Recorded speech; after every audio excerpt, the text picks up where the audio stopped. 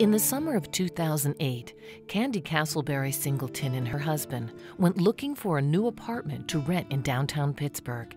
Little did they suspect, in this day and age, that they'd be victims of housing discrimination. One building that we went to, we rang the buzzer, and nothing happened. And so we figured, wait, it's August, so perhaps, maybe there's only one person working, the economy was kind of in an interesting place. And so we waited a few minutes, perhaps the person had taken a personal break, and so we rang the buzzer again in about 5 minutes and nothing happened. Candy went to a nearby deli and called the apartment office using her most professional voice. The person on the other end said, yes, they were open and to ring the buzzer. Someone would let her in. So we pack up our sandwiches and we go back next door, we ring the buzzer, and nothing happens. Candy called back and was finally let in, but she and her husband were told that there were no apartments available. Sensing that something wasn't right, Candy asked her colleague who lived in the building to make a call. Shortly after, the apartment complex called Candy and suddenly now had an opening.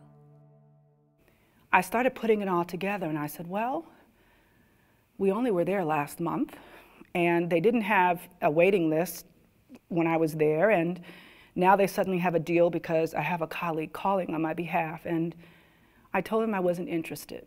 For a few minutes, I didn't know whether it was the organization, whether it was the individual. I just know that the feeling that you have when something happens to you, you feel the absence of dignity because you don't know what you can do about it, and you don't know why. You don't know if it's the clothes you have on. You don't know if it's the way your hair is combed. You don't know if it's because you're African American.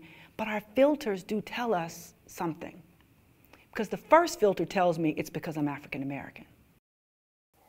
If you suspect that you've been discriminated against, your first step will be to contact the commission. You can do that by telephone or by walking into the commission office or on the commission website.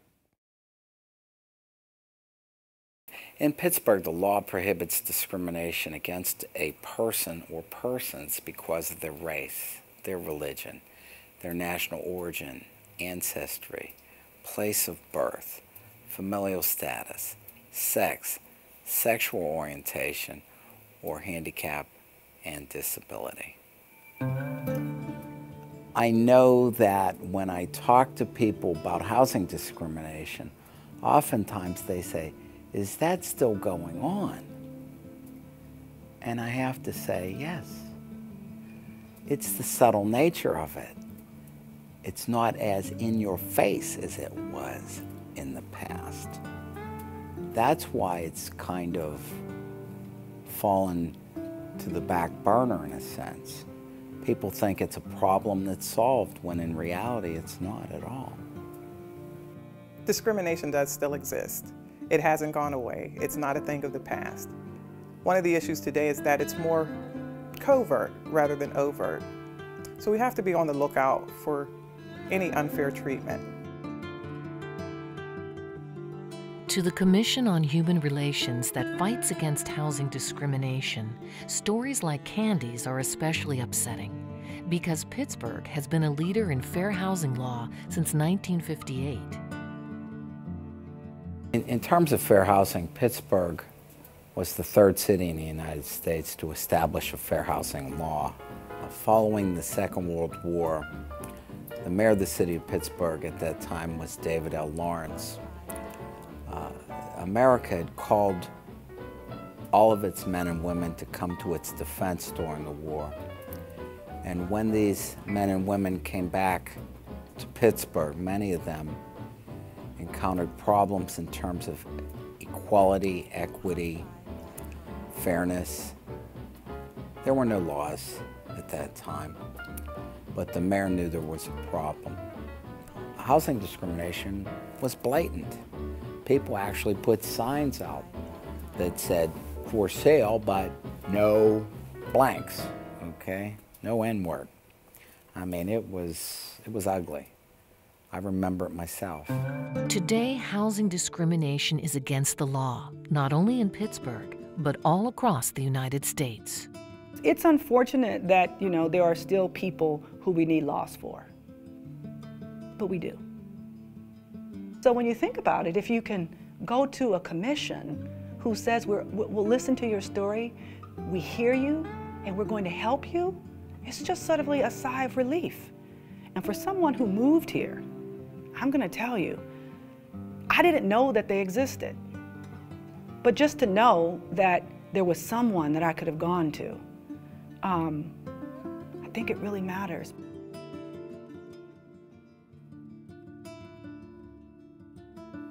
No one wants to be discriminated against, and no one deserves to be discriminated against. I'm proud to be a part of the Pittsburgh Commission on Human Relations to ensure that the citizens of Pittsburgh are not treated unfairly because of their membership in a protected class. Pittsburgh's received wide recognition as being the most livable city, and in many ways it is, but it's not for all. There's still many Pittsburghers who are still reaching for that goal of inclusion, still looking to be part of the fabric of this city, still looking to contribute to this city's greatness. They want to be part of that picture of most livable city, but it's still a work in progress.